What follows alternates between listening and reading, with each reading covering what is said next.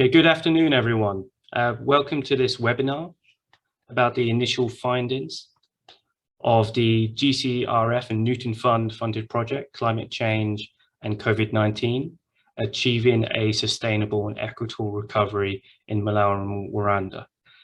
My name is Dr. Senan Matta. I'm a researcher at the Center for Climate Justice and a co-investigator on this project. Dr. Michael Mikuelewicz, the principal investigator of the project and research fellow at the center, was unable to attend today, unfortunately, but he has kindly prepared this overview.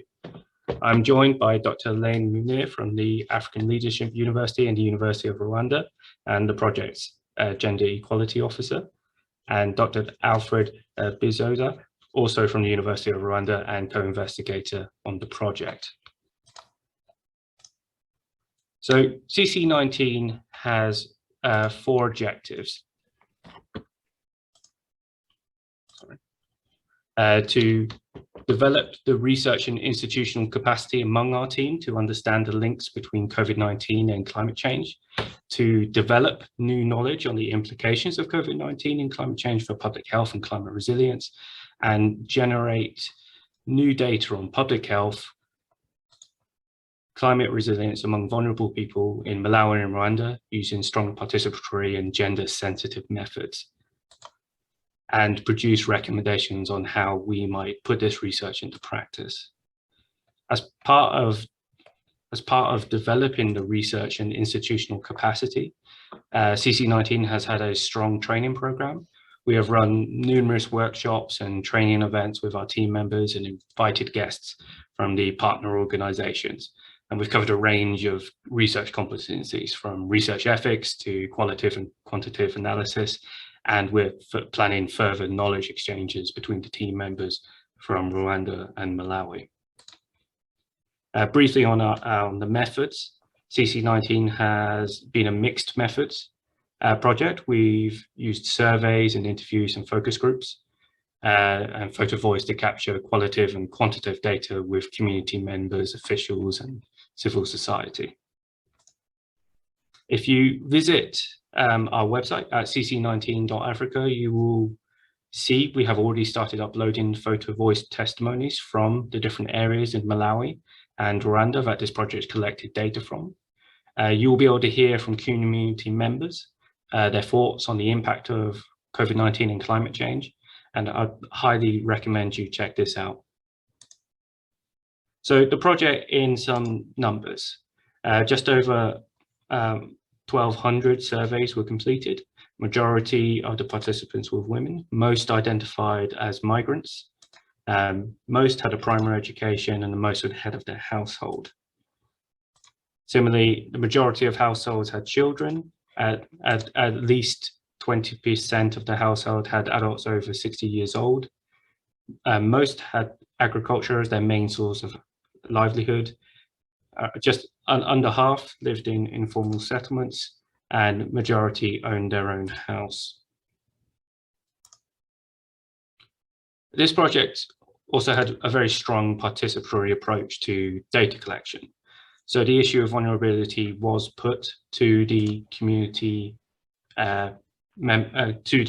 themselves, and these were some of the sort of self-identified vulnerable groups which came out of this. As you might expect, those with disabilities were highlighted, along those subsistent farmers, women, those living in poorly built houses. But as I say, these self-identified vulnerable groups came from the community. And also, as you might expect, COVID-19 was currently the most pressing issue for most of the households our team talked to, compared to climate change and some of the other challenges that were identified as part of the initial research of the project. And continuing, so some of the outcomes of the impact of COVID-19 and climate change that were commonly communicated, most were saying they were experiencing an unusual situation affecting the ability of their household to provide for itself. Most of the times, households did not have enough food in the past month. A staggering amount of households had not received any sort of food assistance. Just under half of the households had their expenses over what they could afford, and just over half described their health as poor. Now, this project asked the sort of challenges households faced before and after the pandemic, and what we found was just under half described flooding and drought as the most important problem facing their household before the pandemic. Just under half had not recovered from the losses caused by these problems before the pandemic. And the vast majority said that climate change challenge had become a much bigger problem than they were a year ago. And most said they did not have the required capital and resources to actually deal with erratic weather. And just over half said they didn't have the knowledge either and the skills to deal with erratic weather. So we also collected examples of extreme weather from the community members, and we saw similar extreme weather examples between Malawi and Rwanda in the form of flooding, irregular rainfall, and droughts. But there were examples which were more specific to each country, with strong winds in Malawi or cold weather in the mountains in Rwanda. Similarly, when it came to adaptation strategies, we saw some common adaptation strategies between both countries, from irrigation, relocation, and building anti-flooding infrastructure, but some more specific to each country, such as water and storage and harvesting in Rwanda, and livelihood diversification or sharing land or firewood and charcoal cells in Malawi. Similarly, when it came to adaptation support, asking the community members what support was needed for adaptation, there were common avenues for support that were communicated, but the priority set on different adaptations reflected what community members saw as the most pressing environmental challenge in their community. But sort of common ones you would see with the house reconstruction, assistance with agriculture, as well as when it came to training or skills development.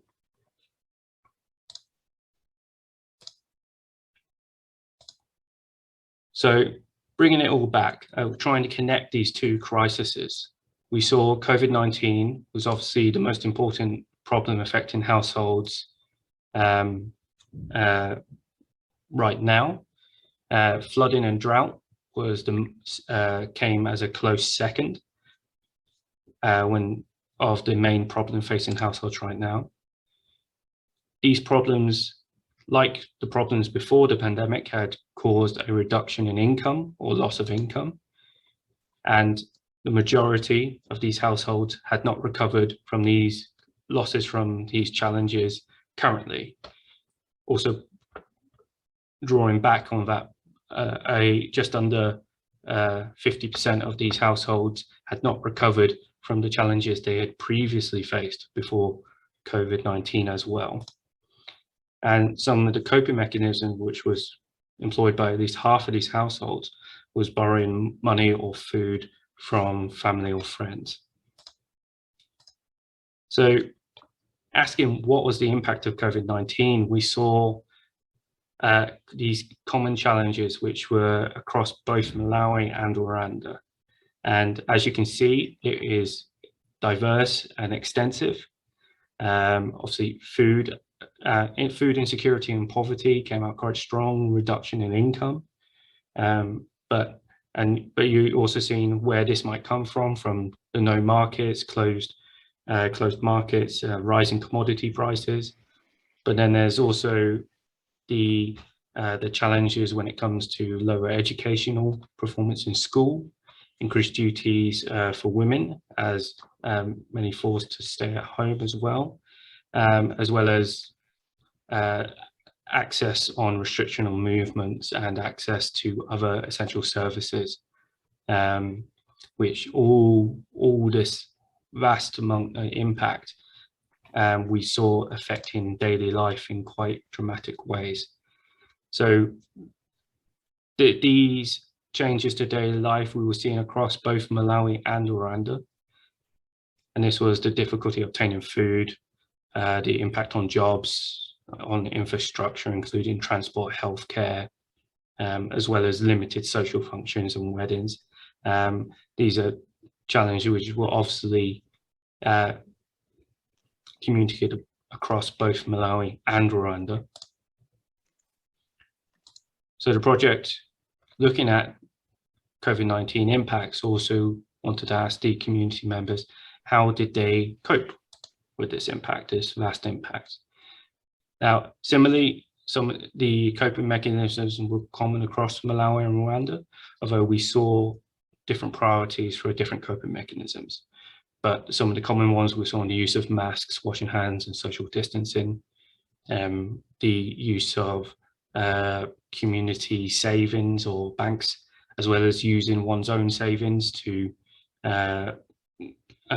bridge the gap from the loss of income they've been experiencing. So we saw these quite common coping strategies to both what the impacts of COVID-19 were bringing on these communities, but also similar coping strategies when it came to climate change impacts. But both of them working together, these two dual crises, to impact community members doubly. And we were starting to see that in the sort of data which is coming out. Although at this point, this is still initial findings from the project and it's still ongoing. So as we start to unpack it even further, we're going to start seeing how different groups and different sectors and different demographics within this data adopt these different coping mechanisms for each of these impacts. So some of the preliminary conclusions we've come to so far is COVID-19 is not just a public health crisis, it's a development emergency which cuts across economic, social and cultural and political grounds, and is expected, certainly given as we saw how the Monida households had not recovered from challenges related to flooding and drought before the pandemic, and now they're dealing with COVID-19 where they haven't been able to recover from this impact as well. We expect many of these challenges to continue for many years, and certainly some of the participants described a strong fear that they will have to build everything from scratch. So this is how we might see COVID-19 and climate change working together to undermine development and resilience building. So this very much comes, we're asking these questions of adaptation needs versus development needs. Are they different or are they the same? But what COVID-19 and the impact we've seen through this research is that the basic development needs cannot be ignored when it comes to resilience building and adaptation needs. So that's very much where the research is at right now. And I'm going now to invite Dr. Elaine Munir to describe some of the early findings on gender dynamics. Certainly. Thank you, Senan, and thank you everybody for joining. I am the Gender Equality Officer for the project, which means my primary responsibility is to ensure that we are engaging in what can be called decolonizing research practices, which is our project attempts to move away from just extracting, data from participants and actually engaging in active, inclusive research practices that empower the voices of women and other vulnerable populations. So from a gender perspective, this was a really interesting project because I teach my method students that if you're doing a comparative case study, you really want you have one of two goals. You either want your two cases to be very similar, and then you want to see what about these similar cases is different. And that is your social phenomenon that's intriguing. Or you can do the opposite, which is you can take two very different cases, compare them side by side and see what's similar. And then you ask yourself, how can two such very different contexts give me similar outcomes? So CCC19 would be the latter, which is Malawi and Rwanda share some similarities, but in terms of gender, they're really different policy, especially policy contexts for gender, right? So Rwanda is very well known for having a strong, unified, and codified gender equality national agenda in a way that Malawi doesn't. And then also, as we've seen in the reaction to COVID-19, Rwanda had a very swift and comprehensive response to the pandemic in a way that Malawi didn't. So those are the two contexts that we are keeping in mind when we think about the gender dynamics of this project. So based on very early, very bounded findings, using in vivo, I haven't fully done it all, but based on early findings, I think there's probably a pattern in the four following areas. Both Malawians and Rwandans reported that gender sensitivity, they were asked, what is most difficult to achieve in your country? Is it equity? Is it sustainability? Or is it like gender equality or gender sensitivity? And both Malawians and Rwandans reported that gender sensitivity seemed harder to achieve than equity or sustainability due to culture. So the general context for this pattern is that most of the respondents felt that equity and sustainability were about resource management, which is something that can be changed. But they felt that gender dynamics are historically and traditionally entrenched, and it's much more difficult to make changes in that realm. And number two is related to gender as well, which is that there was not actually any Malawian respondent who mentioned the needs of women in their answers to our questions about what support is needed to enhance climate resiliency and COVID resiliency, but the respondents did. So the Rwandan respondents mentioned gender in a way that Malawians didn't. And off the top of my head, this is probably an outcome or a reflection of the fact that gender equality is a part of the national narrative in Rwanda. Number three, Malawians were, in their reports, Malawians were less likely to differentiate vulnerabilities to COVID, but when they did, they more commonly said women were more vulnerable than any other population. And Rwandan respondents were more likely to differentiate among various vulnerabilities across the population, but they didn't see women as more vulnerable than men when you add it up. So Senan, I think it was slide number 8 where you had the groupings of vulnerable populations. So Malawians were most likely to say that COVID affects everyone equally, but the Malawians who didn't say that said COVID impacts women disproportionate to anyone else. On the other hand, Rwandans were more likely to respond that it impacts the elderly, it impacts the immunocompromised, it impacts orphans, it impacts people living below the absolute poverty line. So in that way, Rwandans, I suppose, the data indicates that they have a larger understanding of what can create vulnerability. And for anyone on the call who knows what the intersection of vulnerabilities means, it means you layer different forms of vulnerability and identity on top of each other, right? So that was really interesting. I would have predicted that the Rwandan respondents would have overwhelmingly named women as more vulnerable to COVID than men because of the national agenda when it comes to gender awareness, but that was not the outcome.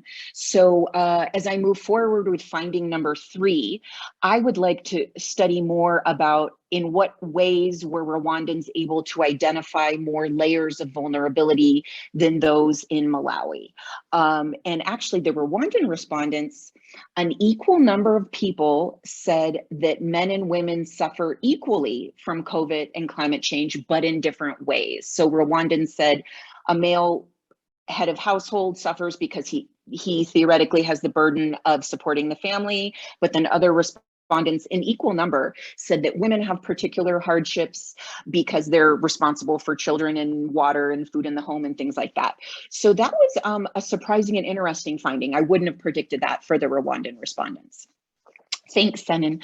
And for number 4, the final finding was interesting because it's actually very compatible with the early findings that other gender researchers have in other developing countries, even outside of Africa, which is there's evidence that COVID lockdowns may be increasing rates of violence against women and violence against children in domestic private spheres.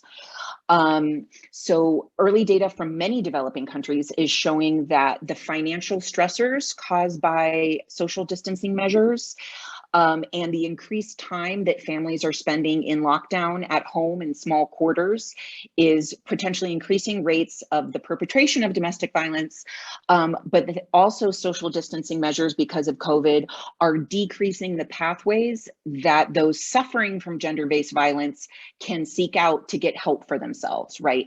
Local leaders are less accessible, police are less accessible, and so the pandemic kind of tends to like overshadow what's going on in private spaces. So there's, I put these in order of their salience or how clear they were in the qualitative data. So number 4, I'm still working with, but it looks like that might be the case. So if there are not any questions, I will hand it over to Alfred.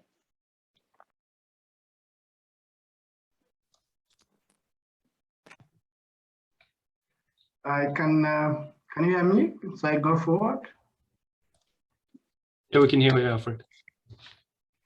Yeah, thank you very much. I want to make a quick reflection on the 2 presentations made by Sen and also Len vis-a-vis to this research and this project.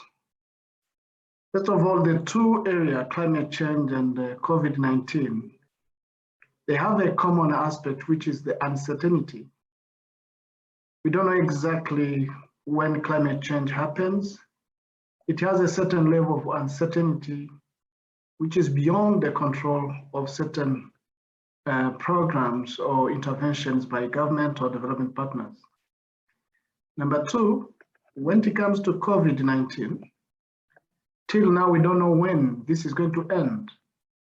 There are many speculations around it. The drivers of its ending depends on the level of vaccine access, especially in different countries. For developed countries, there is high reluctance for people to get vaccinated. But for countries in Africa or those still under development, the problem is to access the vaccines that are needed, though there is a willingness for the majority to get vaccinated. So that shows you that there is uncertainty between the 2 concepts. Number 2, both climate change and COVID-19 have negative impacts on people's livelihoods, as it has been already highlighted. Specifically for climate change, it happens with a certain level of appreciation until we see its consequences, such as extreme weather or droughts or flooding. That's when we can see that we have climate change issue. So what other ways of measuring this? Are the farmers or people aware of these different other approaches to know the extent to which climate change is increasingly becoming a problem? Number 3, it's about the knowledge of adaptation and mitigation. Do farmers, especially small-scale farmers, who are struggling to get both food for subsistence, but also for the market to finance other livelihood expenses? That knowledge, do we have that knowledge among the farmers? Even though they have the knowledge, do they have the capacity to adopt the new adaptation measures to climate change and variability? For instance, irrigation is one of the methods promoted to deal with issue of drought. How many farmers are able to pay for irrigation? Even though the government comes with irrigation schemes, how many farmers are able to maintain those schemes so that they can be able to produce and also maintain the infrastructure already established either through the government or through the government in partnership with development partners such as World Bank, IFAD, and FAO, and so on. What is the role of the government in addressing climate change, and vis-a-vis to the role of the private sector? How do you bring on board the private sector to contribute to the issue of addressing climate change? Is this going to be only the government's responsibility? But it is a heavy and there is a huge burden to the government. But what are the incentives for the private sector also to be motivated to invest, since they are driven by the profit?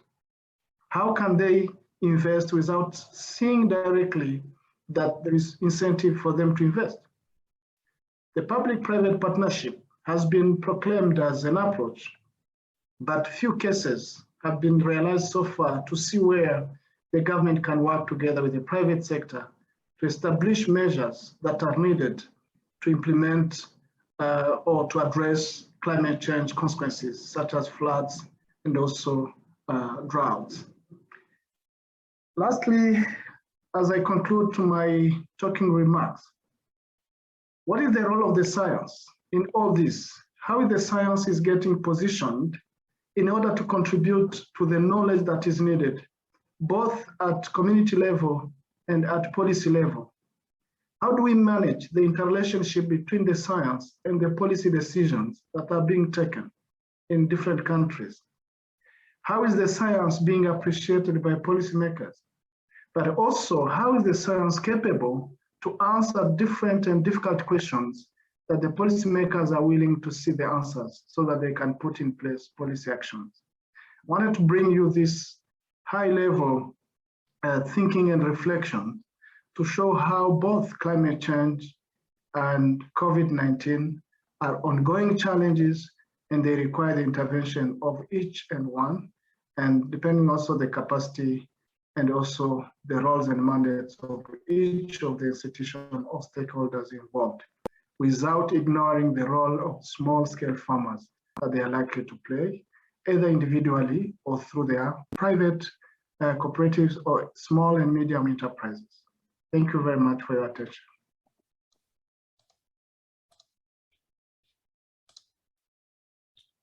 Thank you, Alfred, and thank you, Lane, for your insights and those initial findings.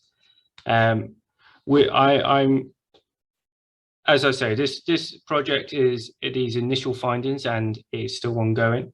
But if you have any questions about some of the topics or the findings we've discussed right now, please type your questions into the chat box. I'm also joined by my colleague Ellie Watson from the Centre for Climate Justice, who's also a research assistant on this project. And we're happy to answer any questions you might have about this project or where it's going, or any comments you would like to give about the project so far. But also you'll see the project's website is here on this last slide, cc19.africa, and it's also been put into the chat box if you wanted to go over there and have a look at the project right now. So I would, if anyone has any questions, please feel free to put in the chat box right now. Otherwise, we will be also disseminating a follow-up survey following this webinar, where we will ask you if you have any thoughts you would like to give on the project, or what you would like to and what your thoughts on the website might be. We're certainly interested to hear from our colleagues across the research community on this project. So just to say thank you very much to everyone who has joined us here today, included Lane, Alfred, and our colleagues on this project.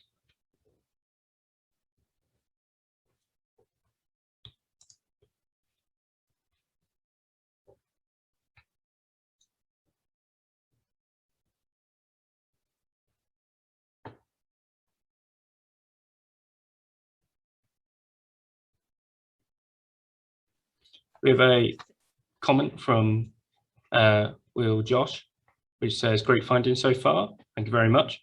I was wondering if there's any support for those communities and if the supports are gender specific in any way.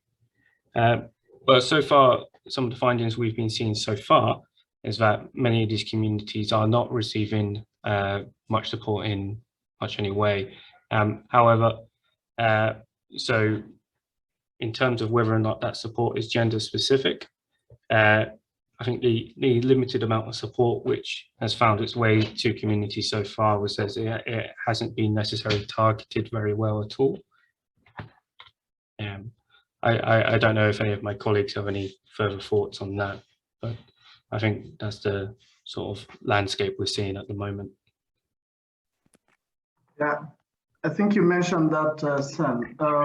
The support was provided, but especially through the recovery plan, the economic recovery plan, like for the case of Rwanda. But you see this being at macro level and very difficult to see how small scale farmers are really receiving this. But you can see through different projects like subsidies of inputs to farmers. That's the best way they can have access to this kind of support from the government. But there have been also some other social protection supports, especially through the categories of people depending on their level of poverty. And this has been especially during the lockdowns period. And very few people, especially in towns, have received that, but very few in the rural areas because the agricultural activities were supposed and assumed to continue operating, and the majority depend on that. Thank you. Thank you. If there's any more questions, please feel free to put them in the chat. Again, we will be disseminating a survey and very happy to follow up with you. Dr. Lane has also just put in the chat her email address if you would want to get in contact if you have any specific questions for Dr. Munir.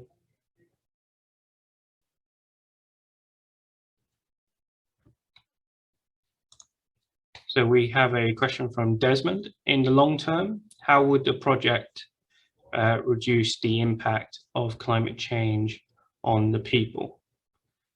Now, much of this research, as you saw, as in part of its objectives, is to understand how climate change and COVID-19 are intersecting to affect vulnerable people.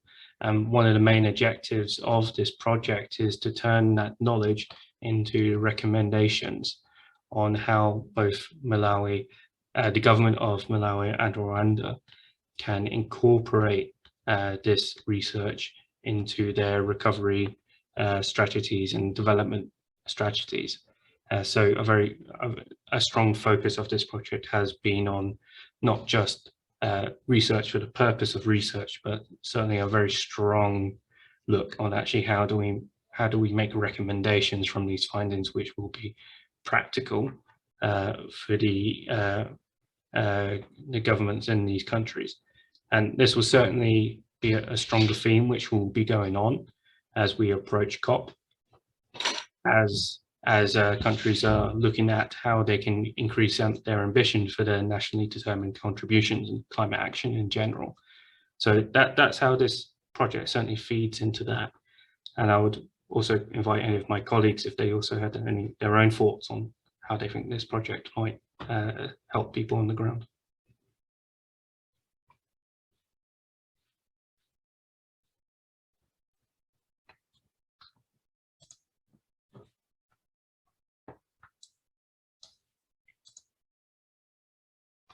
Most welcome. Okay,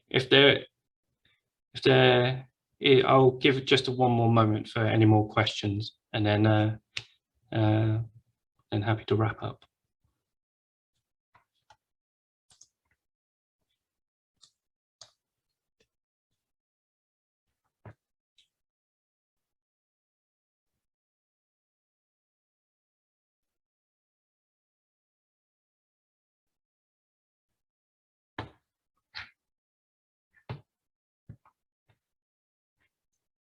Okay, we have a question from John, as the question being, what type of energy is being provided In terms of some of the activities we were sending for income, we certainly saw in Malawi there was the mention of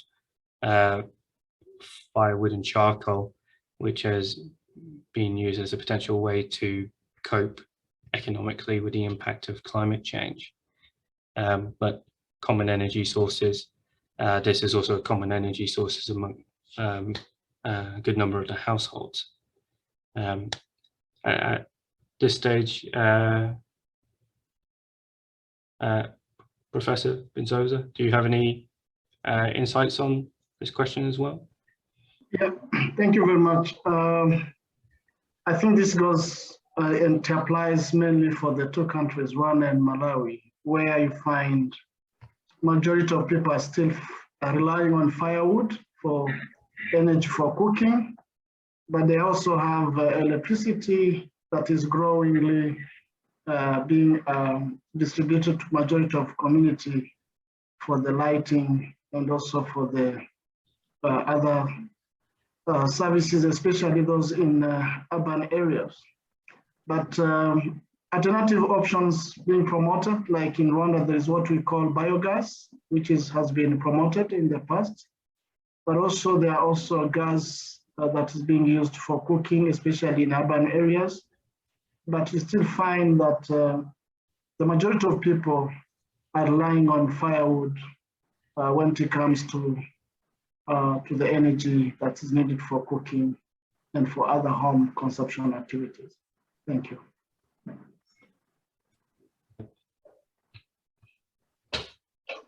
So we have another question. Is there possibility to extend the scope of this project to include other countries in Africa like Kenya?